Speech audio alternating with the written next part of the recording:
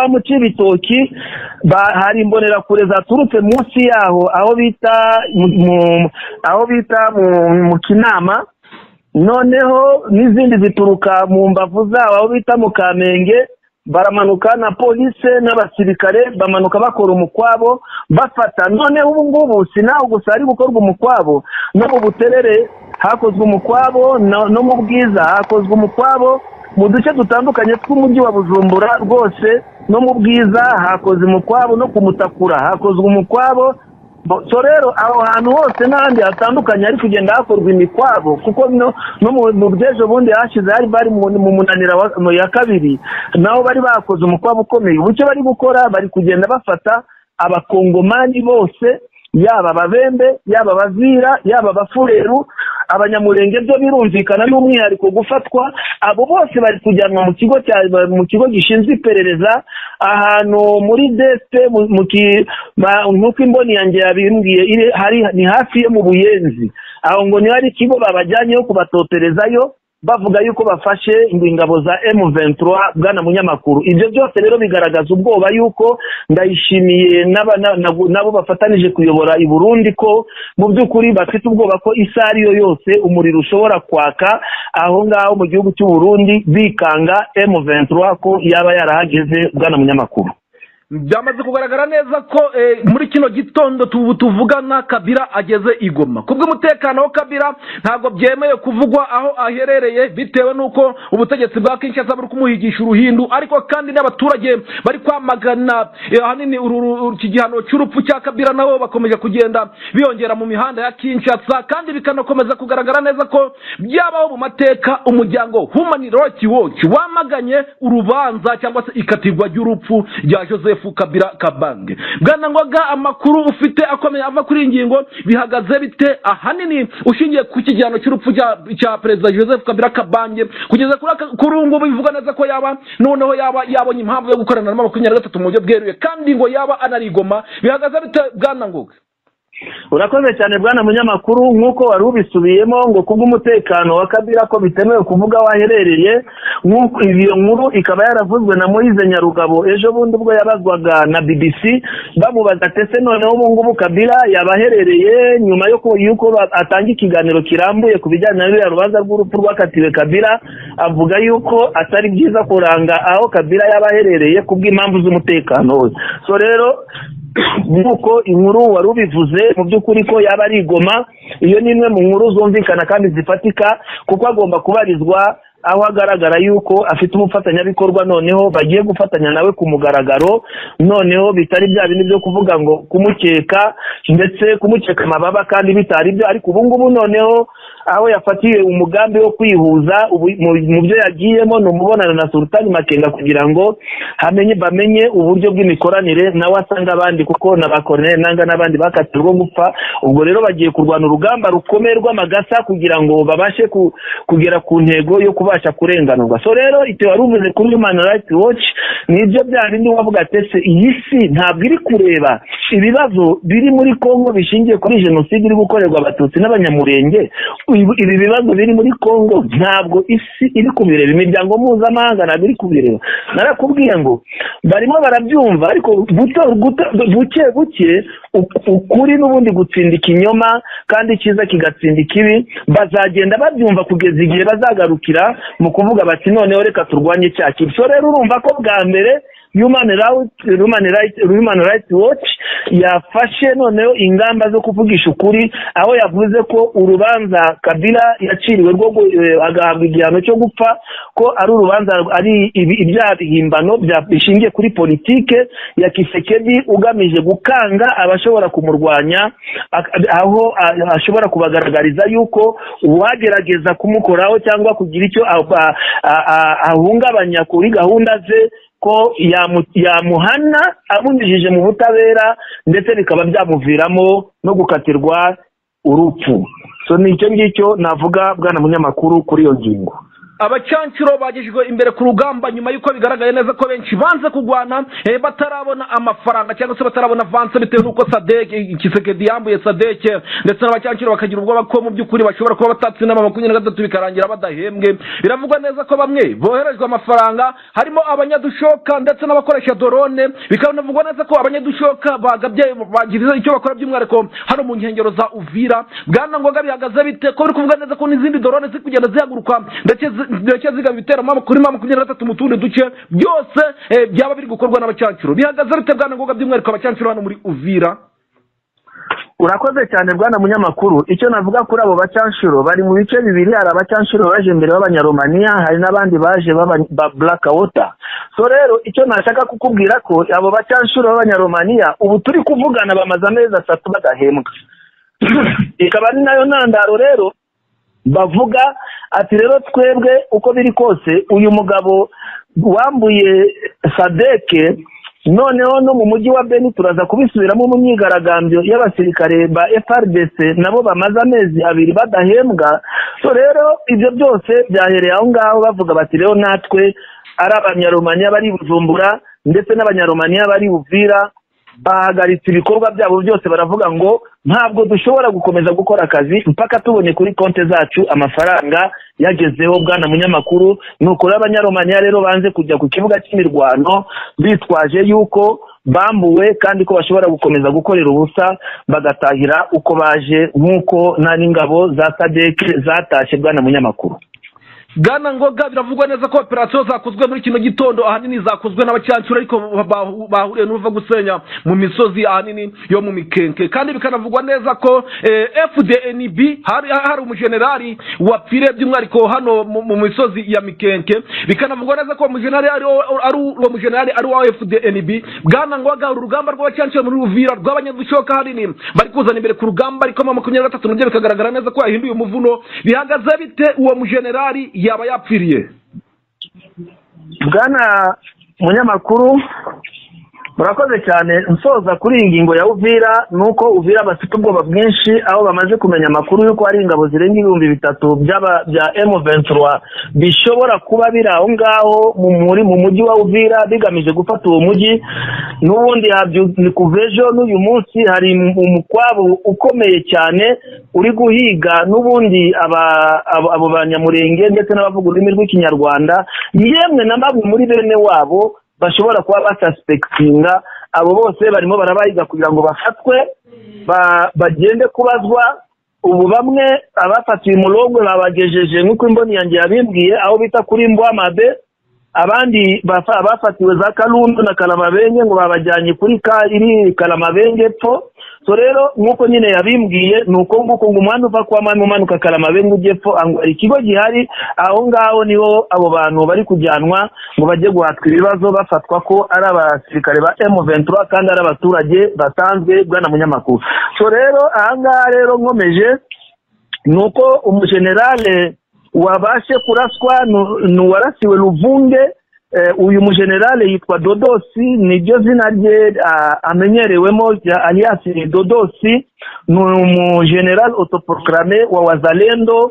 Uwo nguwo yarashwe yicanwa n'abasirikare be ku buryo noneho byabaye amagasa bikomeye cyane. Hano rero muri Murenge nk'uko wabivuze hano mu Mikenke, ndakubwiza ukuri ko ni umukolonele waharasiwe, arasirwa n'abasirikare 8 be, haraswa nuze abasirikare b'abarundi 30, abasirikare ba Wazalendo 8, FARDC 7. So rero uwo mukolonele ni kolonele w'ingabo, ni kolonele wo mu ngabo za FDNB w'i Burundi warasiwe aho ngaho mu Mikenke. Kugeza ubu ngubu indi mibare turacyategereje, imboni zacu ziraza kuyitugezaho, batugezeho imibare ifatika, natwe turayigeza ku bakunzi bacu badukurikirana nk'uko tubabwira yuko tugomba kubagezaho amakuru y'imamo mu gihe tutarabona imibare. Ntabwo twavuga imibare mihimbano. Bwana munyamakuru, ni ukuvuga ngo drone zikomeye cyane bivugwa neza ko zifite amadarapo ndetse zinanditseho FDNB, ndetse bivugwa neza ko ziri gukoresha n'abacancuro nibo bagabye ibitero bikomeye bakoresheje drone, aho 23 yashyize ibirindiro cyangwa se yashyize ubwirinzi bw'ikirere hari by'umwariko mu gace kanzibira. Bihagaze bitewe n'ibitero by'amadrone bivugwa neza ko izi indege n'ubundi noneho izi ndege zaje zifite ibirango noneho by'abarundi bitandukanye n'izazaga zifite ibirango bya FARDC. Binavugwa neza ko M23 iheruka gukora operation zo kwihimura hanini ku bitero bamaze iminsi abarundi bari kugabanga byahitanye abaturage batuye muri utwo duce, ndetse bikavuga neza ko M23 yihimuye. Ubundi bihagaze bite ugendeye kuri izi drone updating urugamba rwo muri Nzibira? Urakoze cyane bwana munyamakuru. Icyo nakubwira cyo kugira ngo tuve imuzi n'umuzingo iyo operation yabereye aho ngaho muri Nzibira, nuko mu makuru yacu y'ubushize twavuze yuko hari abacyanshuro baba Blackwater. Birumvikana Eric Prince we ko bari bamuhaye igikapu cy'amadolari bo baracyahembwa. So rero ndakubwiza ukuri yuko abo bacyanshuro nibo baje n'izo drone zavuye mu Burundi ziraza zikatira mu gace ka Shabunda. Aho ngaho rero nibo baturutse baje kugaba igitero muri Nzibira basimbutse banyuze mu nkengero, kuko ntabwo bagiye ku kibuga cy'indege cya Nzovu, baturutse mu rundi ruhande baje kugaba ibitero muri Nzibira. So rero ntabwo baje kugaba ari igitero cya drone gusa, hari n'ingabo z'abarundi zari ku mirongo y'imbere ndetse na FARDC na FDLR na Wazalendo bahise baza nabo baturuka muri utu duce ngiye kubabwira kano kanya. Ndababwiza ukuri yuko izo drone zaje zigeze Nzibira zisanga hari ubwirinzi bukomeye cyane, bazirasaho noneho batera amakompora ku buryo bayateye mu buryo bw'uruvangavange, ku buryo bitageze mu mujyi wa Nzibira, byaguye mu mashyamba n'ahandi hatandukanye, ariko zateye nazo zirukanka kuko zasubiyeyo nta nubwo zongeye kugaruka. Ubwo rero nubwo byabaye ngombwa ko muri aho bateye naho na M23 zifatanije n'amadubu zahise zadivansinga muri utwo duce. Utwo duce rero tukaba ari utuntu tudukurikira, abadukurikira neza abari iyo ngiyo Zanzibira n'ahandi barahita bumva ko utwo duce tuvuga ko ari two, kuko n'uduce dushyashya tutigeze tunavuga muri aya makuru yacu. N'uduce turi mu nkengero ya Nzibira, turi hirya ugana Shabunda, ahitwa Murunga, ahitwa Chilwa, ahitwa Nyamalenge, ahitwa Kanyola, ahitwa Mulamba, ahitwa Lubimbe, n'ahitwa Ngondo n'ahitwa Chuwe. Aho hose ndakubwiza ukuri utwo duce twose uko wumvise amadubu na M23 bahise bakubita umuriro. Ubu turi kuvugana utu duce twose confirme tombe. Ahangaha rwose ndabihamya neza kandi ayo n'amakuru afatika. Utu duce twose twabaye tombe. Bwana munyamakuru, nuko byagenze. Umuriro waho ngaho rero bari baje kuwatanzibira basanga ari ubwirinzi bukomeye, ahubwo bituma M23 ikurikira noneho na twa duce twaturutsemo baba Wazalendo na FARDC n'abarundi, kuko abarundi bari imbere. Ubu turi kuvugana abarundi 30 ingabo z'abarundi 32 Maiti zose izo ngizo zishwe. Noneho hano abangaba ba FARDC ni 7, Wazalendo bahaguye ni 26, hafashwe matekwa 23. Ubu ngubu turi kuvugana kano kanya dushobora kumva amakuru y'indi mibare yahindutse, kuko inkomere murumva ko imibare y'inkomere ntayo dufite, nayo twaza kuyibagezaho nitumara kubibona, kuko nkuko nabijeje ntabwo twabaha amakuru tudafitiye gihamya, kandi nayo twabanje gutohoza neza nimba ari imibare y'ukuri. So rero nuko nguko uwo muriro byagenze, drone zakubiswe. Ahubwo gusa ikintu gihari nuko byatumye noneho, kuko nakubwiye ko baje hejuru no hasi, ni Air Force na Infantry. Abo ngabo bamanutse rero nuko indege zakubise zirutse, bumva ko abari muri Infantry babuze imbaraga zakabafashije muri sharing n'ibindi byose byo kwa advancinga, biba ngombwa ko basigara noneho ari Infantry kuri Infantry. Maze rero kuko basanze juste na M23 n'amadubu bari babyiteguye, barabakubita imirambo yahaguye. Niyo mibare twababwiye bwana munyamakuru. byamaze kugaragara neza ko Masisi hari kuvugwa agace kabaye Tombe by'umwariko ndetse kanaguyemo n'undi mu generali. Bivugwa neza ko izi ngabo zikomeje kugenda zihomba ahanini ku bagomba kuziyobora, ari nabyo biri gutuma bamwe batumutwe ahanini ku basirikare navuga batoya, bamwe bakipotinga kuri 23 ndetse hakaba n'abandi ba generali biripotinza ahanini bari gutinya ko nabo bakwicwa bikarangira nabo biripotinganye ibikoresho ndetse n'intwaro. Ubundi bwana munyamakuru dusimbutse gato hano Masisi naho haravugwa Tombe, ndi kugira ngo amakuru y'imiripuko agende ajyana ku murongo. Ese kano gace kabaye ko muri Masisi habaye Tombe nakahe ko bivugwa neza ko rero n'abagenera biripotinze ndetse abandi bakaba bivugwa neza ko baba kwimishwaro, bihagaze bite bwana ngo hano muri Masisi? Urakoze cyane bwana munyamakuru. Ahangaha i Masisi rero hasi umuriro udasanzwe. Aho rero M23 ntabwo yategereje ngo bayigabeho igitero, ahubwo M23 abasirikare yari ifite mu gace ka Ngungu. Abadukurikira babyumve neza, abasirikare bari bafite mu gace ka Ngungu hari hamaze iminsi hari force inzo deployment ikomeye cyane. Bari bafite amakuru rero ko hari indiri za Wazalendo Nyatura za General Kabuguzo. Aho rero muri ako gace na gace kitwa Remeka. Aha rero muri Remeka ndakubwiza ukuri babakubise surprise. Ejo mu gitondo bari babagezemo babakubita surprise, byageze nijoro, iri joro rike mu masaa 3. Ndakubwiza ukuri ko kolonele yaramaze mu mayiti zarasiwe, harimo kolonele. Urumva rero ahantu yiciwe kolonele, urumva noneho indi mibare y'ababa baguye aho ngaho uko ibingana. Gusa nkuko twababwiye uyu mukolonele bahasanze iyo mayiti yo mukolonele wahise arasirwa aho ngaho. FRDC abasirikare 8, ubwo Wazalendo bari 29, abo nibo babashije kurasirwa aho ngaho n'inkomere 12.